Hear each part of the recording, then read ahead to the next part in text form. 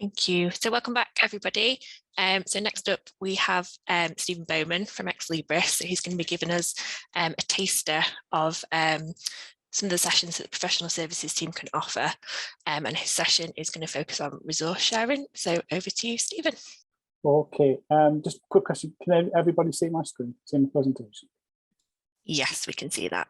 Okay. Okay. So yes, my name is Stephen Bowman. I worked for Libris implementing Alma for about 6 years. I've already seen some familiar names on this call, so I think I know some of you already. What I've done today is I was asked to obviously talk about resource sharing in Alma, and what I've put together some slides to talk about resource sharing with respect to the UK and Ireland market. So in terms of what the options are. And obviously I'll take some Q&A at the end of all that. Okay, so let me make a start. Okay, so this is what we're going to be talking about today. I'm going to start with a sort of historic look. It's relevant to myself, but it gives us an idea of where we've come from in terms of interlibrary loans. I look at the status of interlibrary loans and our resource sharing and what the options are. I look at the implementations of two kinds of resource sharing. And then the last part, I've called it configuration elements. It's basically what the sort of areas of configuration that I encounter during the implementations that we work with in professional services. So let's start off just with a little sort of light-hearted look back. So in 1996, we saw The Simpsons for the first time on BBC Two. And in 1996, Take That announced that they were splitting up. Also in 1996, Dolly the sheep was born, and I'm informed that Dolly is the one on the left. But the reason for mentioning it here is that in 1996, I remember there were many national interlibrary loans databases, the one such was Unity. Now, the Unity database back then was delivered through an MS-DOS-based application. So the idea is you had an old PC sat in the library office, and you used that to search for the titles that you wanted to find. Now that software had links to RTEL, so it could transmit requests to the British Library, and that software came from a database that was delivered and updated via cassettes to the libraries across the UK from a software company in Berwick-upon-Tweed. And the relevance here is that the name of that software company was Libris Computing. Now, just relevant to myself, because that's where I started. So I started working at Libris, and my first job there was, I was working as a C programmer, developing a UK mark cataloguing application. And I also remember my very first task there was in terms of delivering a pick list mechanism for authority-controlled fields. Of course, the curious bit here is that Libris was liquidated back in 1998, but in a sense, I've completed the journey because I started off working for Libris and now I work for ex-Libris. And the interesting point is that the career point that brought me into Alma, working for the University of Manchester. And to this date, I'm convinced that the recruiting agent looked at my CV and saw Libris on it and saw ex-Libris in the role at Manchester and joined the two together. So it was a somewhat serendipitous event, if ever there was one. Okay, let's move on. So in terms of Alma resource sharing status, so I'm going to talk about the resource sharing in Alma. So I'm thinking of two specific partner types here in terms of the British Library. So we've got the API for the BLBSS, and this offers some level of automation, as we'll see in a moment. We still have RTML. RTML is still sat there. It's a legacy method, and it is still functional, but there are known issues which we'll come to. In terms of the API, it has some levels of automation in that when your patron places the request in Primo, depending on how the configuration of the auto assignments and send inbound request rules, you can automatically assign this request to use the BLDSS as a partner, and it can automatically forward the request to them as well. And Alma, of course, then automatically responds to order updates from the British Library. So it is using an API to check the orders that you've sent and gain responses from them and update your borrowing requests in Alma accordingly. But there are some limits to automation that we see here. It's not as automated as one might expect. And the one example I've encountered recently is in the nature of recalls. So what's happening with where an item is recalled by the BL is that Alma uses the API to retrieve the order response. And the API tells them, yeah, this is recalled, it's a recalled item, and that is applied to your borrowing request. But then Alma doesn't do anything more with that. So Alma's expecting your resource sharing staff to see that borrowing request as recalled by partner and then apply the recall in Alma in the usual way by changing the due date. So if there is automation up to a point here, but the automation is not complete in terms of you might expect that the recall could be applied. Okay.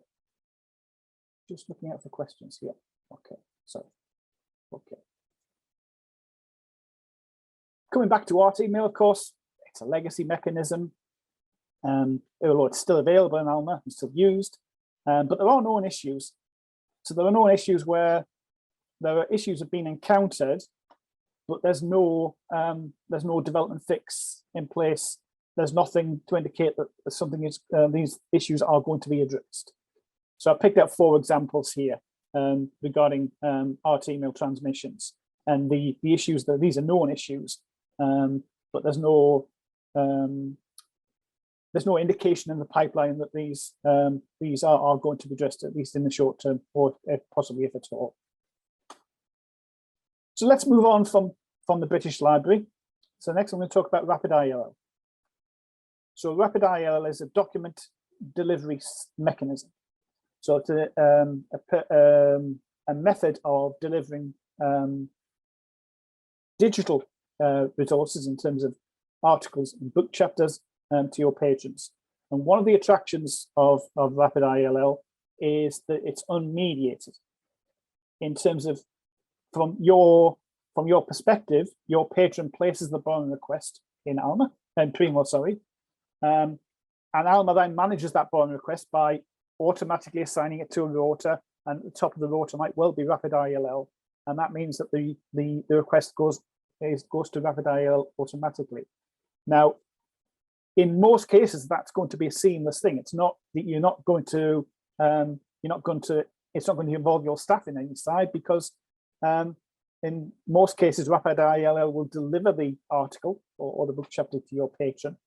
And one of the things here is that from the patron's point of view, they are just placing the interlibrary loan request in Primo.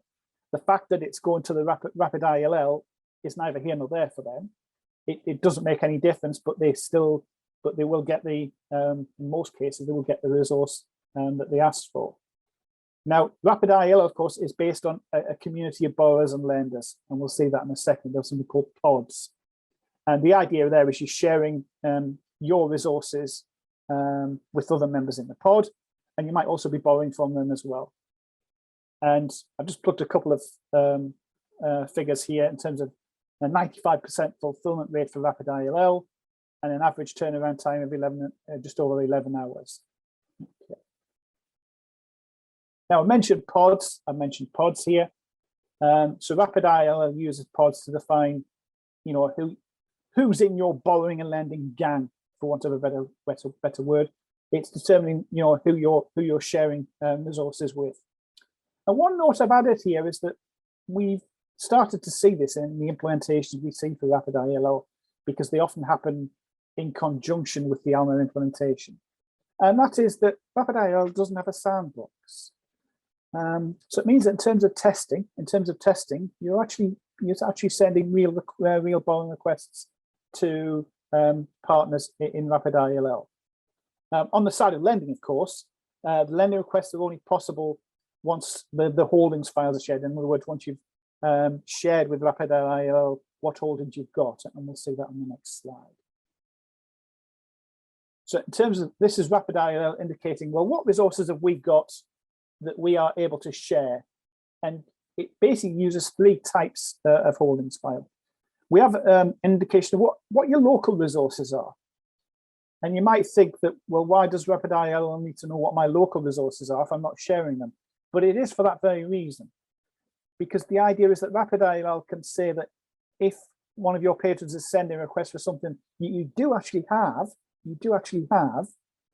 you can, RapidIL will bounce it back to you.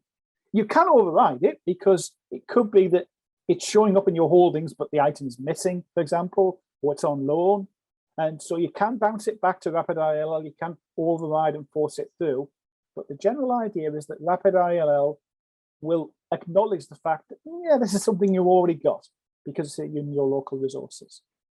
Now, besides that, you also have holdings files to indicate resources that are to be shared within your country and those resources that can be shared with any partners. And this is the lending side of RapidIL. So this is to indicate what you're going to be sharing. And just a very brief summary of the workflow in terms of a borrowing request for RapidIL. So what's happening here is we are sending the request. The request is coming from Primo through Alma. It's then going into the RapidIL system, at which point it might be acknowledged as a bad citation, in which case it may ask us to resubmit, or it could actually ship it directly to our patron, or it could reject it in that there might be nobody in the RapidIL community within the pod who can actually fulfill that request. And I've got a link on this slide, of course, I'll be sharing these slides with you. There's a video from last week from Mike Richens. And Mike Richens is the product director for RapidIL. And it's a useful presentation to see because it is from last week. And it's a summary of RapidIL to a much greater detail than certainly I could provide. Other types of partner we see in Alma, of course, I'm sure a lot of you are already familiar with this. So we have email partners. So you're using email partners generally to indicate institutions that you're borrowing from and lending to. And in some practice, sometimes you might create an email partner that is internal to your institution because you want to act as a last resort partner in the rota template. So you want that email partner to sit on the bottom of the template. It means that when the rota template has been exhausted in terms of all the other partners, the request does not die out. It does not get cancelled. It remains alive as with this last resort partner. So that's often a workaround with an email partner for that purpose. And other partner types I'm not going to touch on much here, but we've got NSIP and ISO for working with broker systems or other resource sharing systems. So now let me talk a little bit about Alma resource sharing in terms of implementation. And I'm going to talk about this in 2 respects.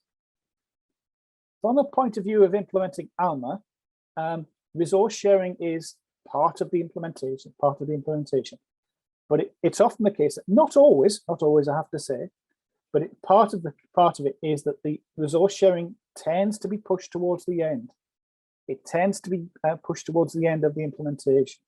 So that means from a professional services perspective, I might see resource sharing configured, but I don't see it used in anger. I don't see it used in anger much because it's towards the end of the project. However, sometimes we do, and it's useful to see that because it's only by seeing it being used that you learn more about the configuration of resource sharing and what the various options mean. And that's something I'm going to come to a little later in further slides. But in terms of implementation, we've got the API, and this can be added used as a partner in Alma. There's documentation here in terms of how you configure that. So in terms of Alma, you define, you create a partner type BLDSS, and then it needs the configuration, but it needs the parameters. So it needs a URL to connect to the API, which we'll see in a second. and it also needs your customer code and your login details as well.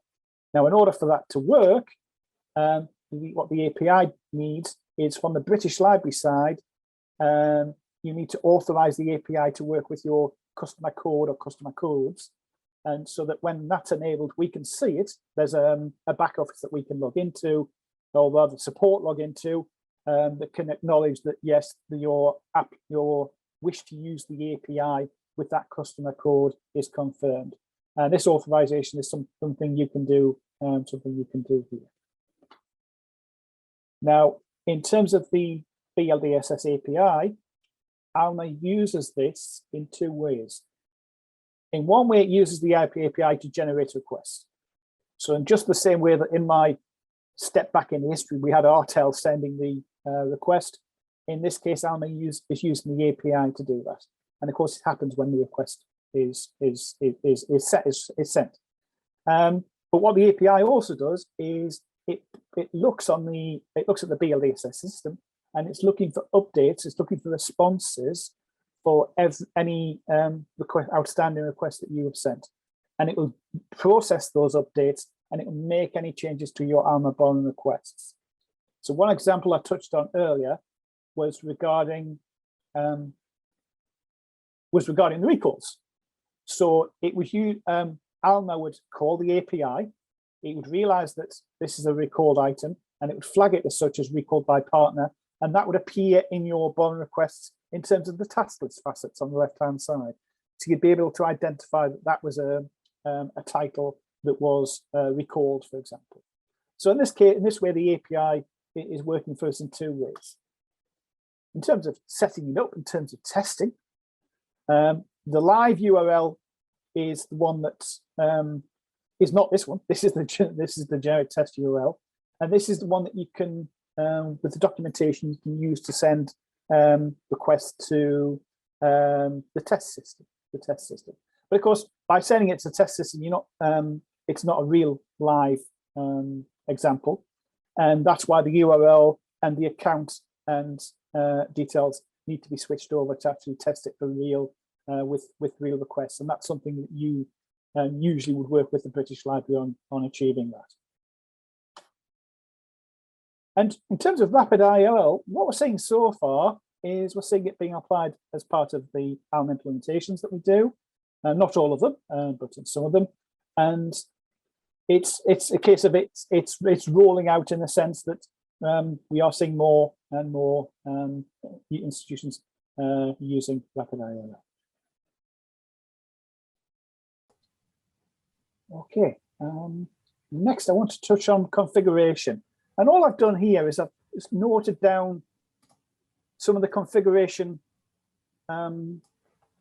issues that we see in implementations. So in terms of the assignment of a rota template to a request.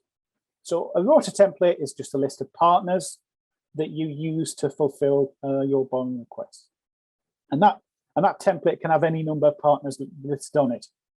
And the way Alma actually works is when it gets the request, it applies a locate to all of the partners in the rota, and it will reject any that cannot supply.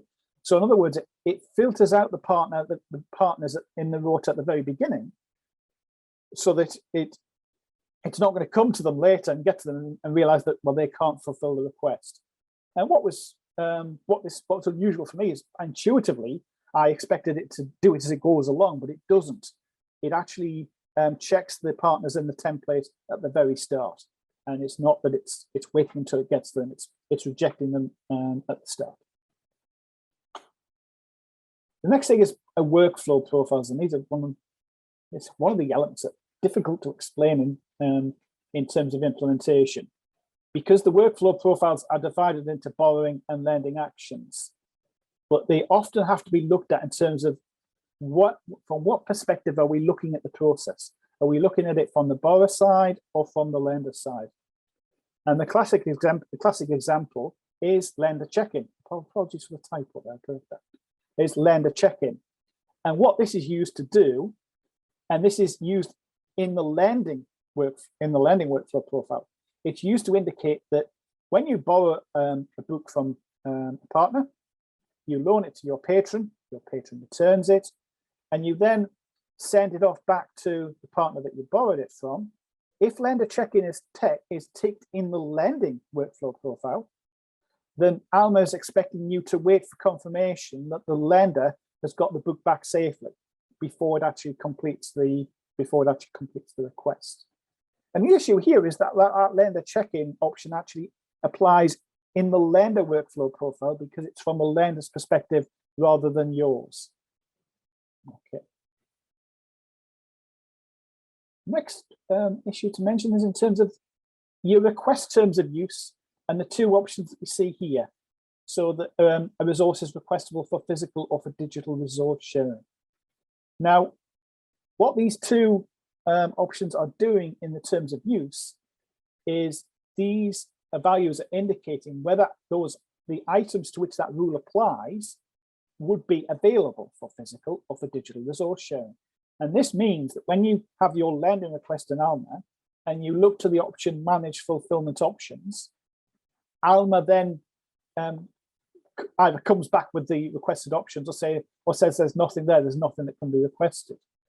Now, the issue here is that in your list of request terms of use and your request rules for fulfillment units, the rule where this applies is the first rule in the list that doesn't involve user group in its criteria. So whatever rule is nearest the top of the list of rules in the fulfillment unit, and it's a rule that doesn't involve user group, then that is the one that's going to be applied. So again, this is one it's sometimes difficult to explain in implementation because it can be tricky to get your head around. But what it's really saying is that this is a lending request. We know the location of the item. We know the fulfillment unit to which it belongs. So Alma is looking at the request rules, and it's looking at the first one that doesn't mention user group because it's a lending request and therefore it doesn't have a user. And it's using that information to determine whether or not the resources can be physically or digital resource sharing resources. Another issue recently encountered as well is in terms of quotas and limits. So in the Alma borrowing request terms of use, we have two limits. So we have an active resource sharing limit in terms of how many you can have at one time, and a yearly resource sharing limit. Sometimes referred to that as quota. That's how many you can have in one particular year.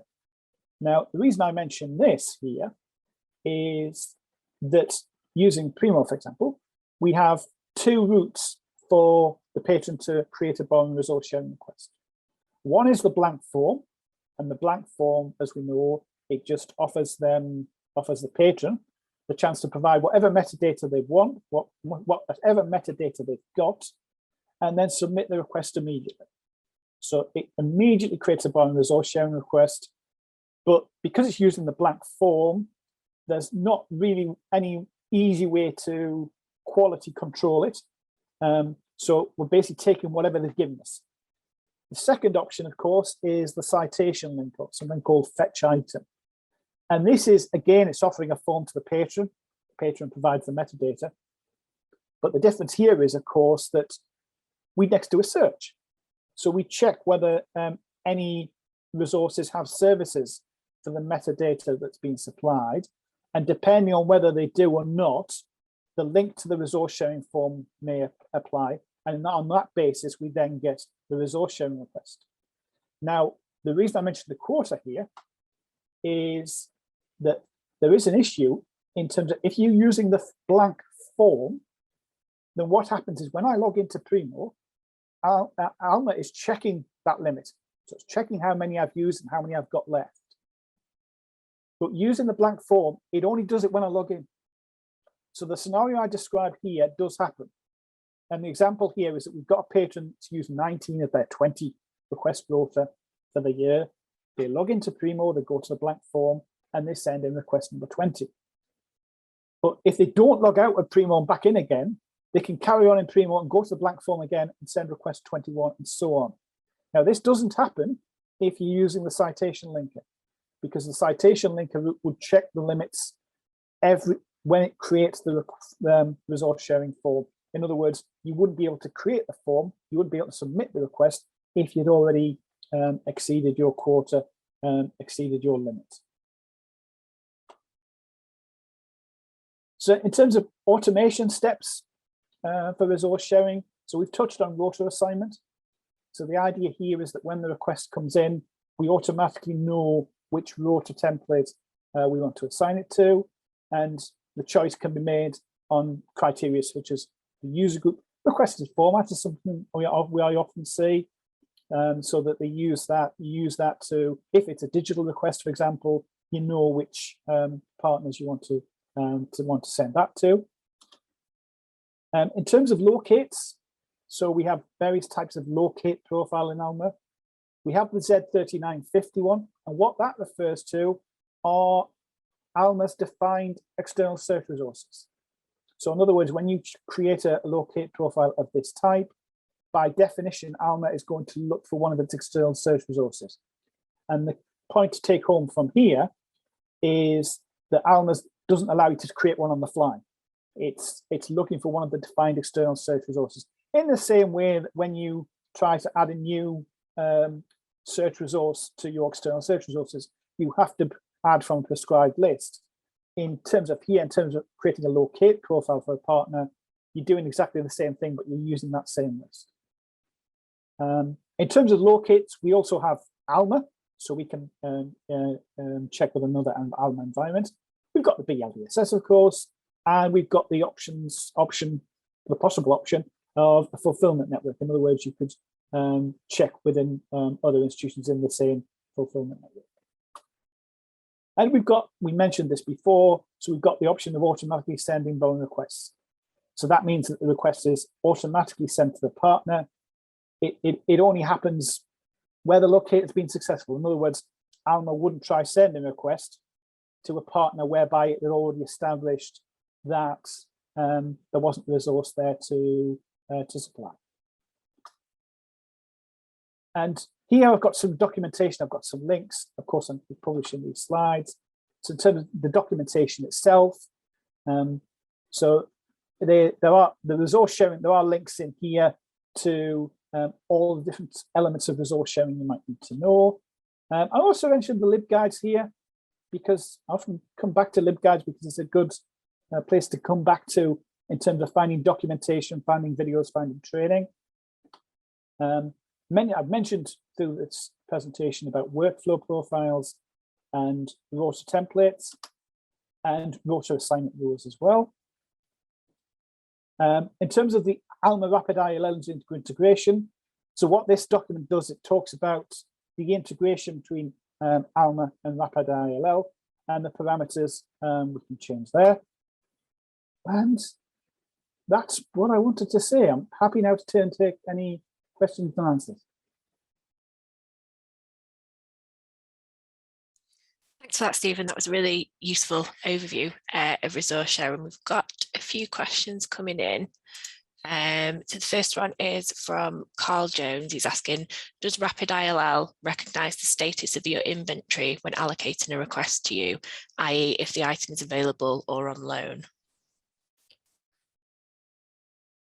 Good question. Yeah, because what happens there is Rapid ILL sees the resource in your institution, but to my knowledge, it doesn't check availability. But I would like to check that, so I'll come back to you on that. Perfect, thank you. Next question is from Alex. So for digitisation borrowing requests, where we have multiple copies at different sites, we'd like to be able to prioritise our main site as the preferred lender. We set up scan on demand services earlier this year and couldn't find a way to do this. So the question is it possible to do that in either ALMA or Rapid ILL? I'm trying to think of a way to do it in ALMA.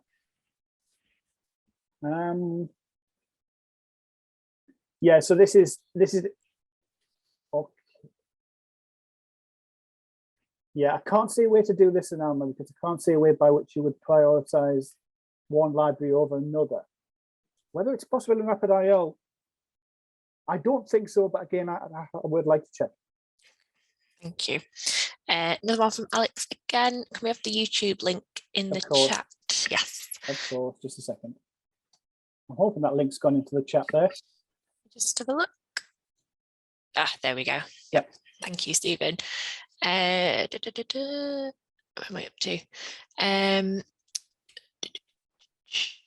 Yeah, the next question. Does anyone have any experience of rapid ILL analytics and how well does it work? So I guess that's maybe more a question for attendees and Stephen, but I don't know if you've got any insight into that, Stephen. It's an interesting question because rapid ILL is just another partner in ALMA. So in terms of the analytics from the ALMA side, you could apply the same reports that you apply to resource sharing generally. I think there has been a few developments in analytics to kind of pull through rapid ILL fields, haven't there, recently? So yes. Yeah, that might be one to keep an eye on. Forgive me, Amanda. That was actually my question, but because I couldn't type it in as a panelist, it's not quite the question I wanted asked. What it's to do with, I know obviously that there's a rapid ILL reporting platform within rapid ILL itself. Yeah. What I was wondering is, does anybody have any experience of getting the reports out of there and then getting those into ALMA Analytics, if that makes sense? Yes.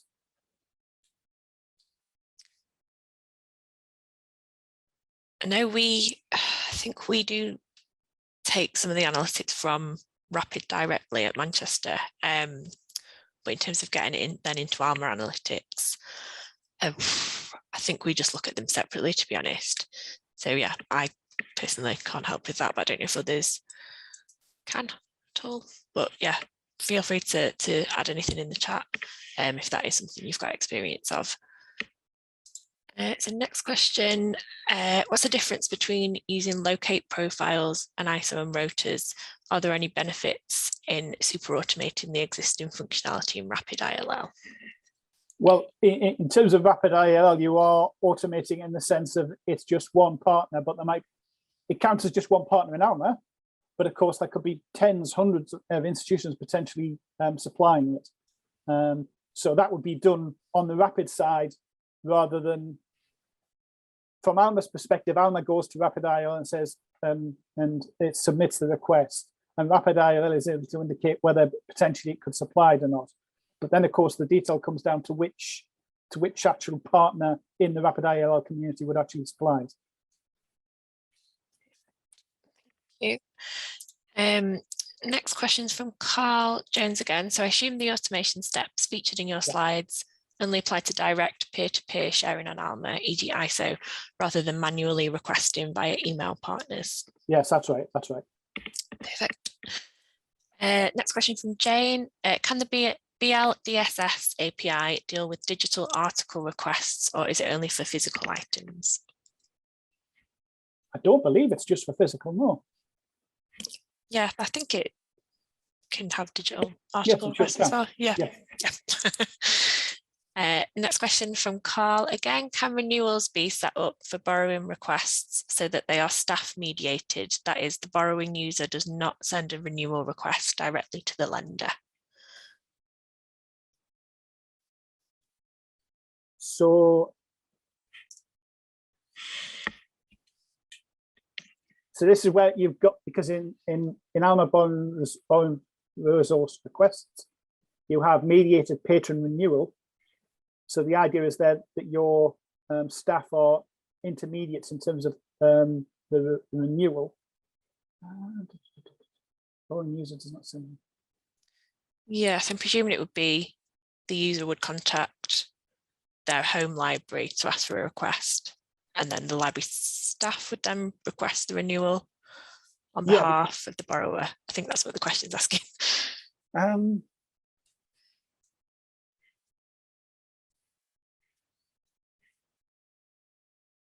So yeah, because if you're using mediated patron renewal, what you're saying is that your staff are always involved in contacting the partner.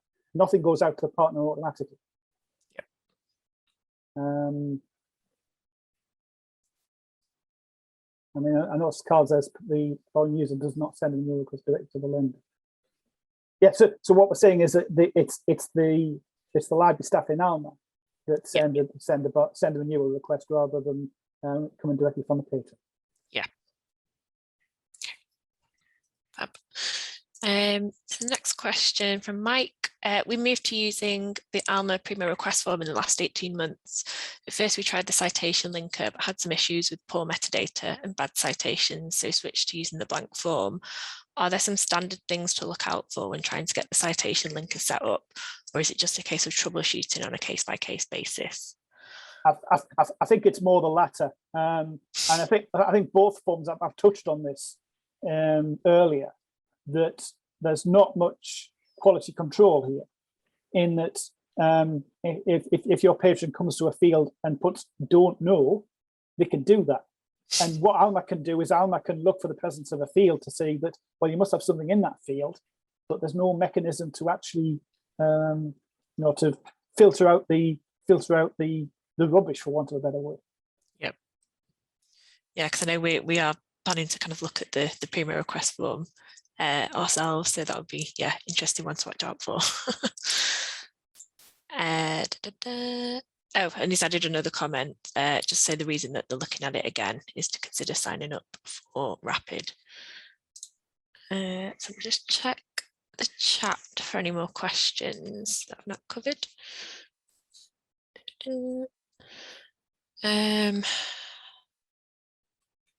Can't see any other questions, but if anyone has got anything else, please feel free to put them in. Can I chip in briefly here? Mm-hmm. We're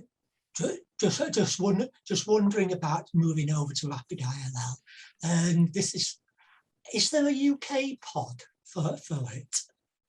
I mean, this is something that maybe the group could look at facilitating. Yeah, I'm not sure. I'm trying to remember. Most of the pods I've seen in demonstrations and presentations have not been country specific. Oh, thank you, Alan. Yes, yeah. I stand corrected. There is a UK pod. All right, thank you. And Alan's put a comment in the Q&A as well that he'll be talking about Rapid ILL later on. So should know some more about that then. I've got another question come through from Tim Graves. He's asking, why can't you import Rapid ILL into ALMA using data visualization? I would imagine that you could. Yeah, that probably is a way that you could bring them in. So yeah, good suggestion there, Tim. Thank you. Any other questions from anybody? I think something else come in.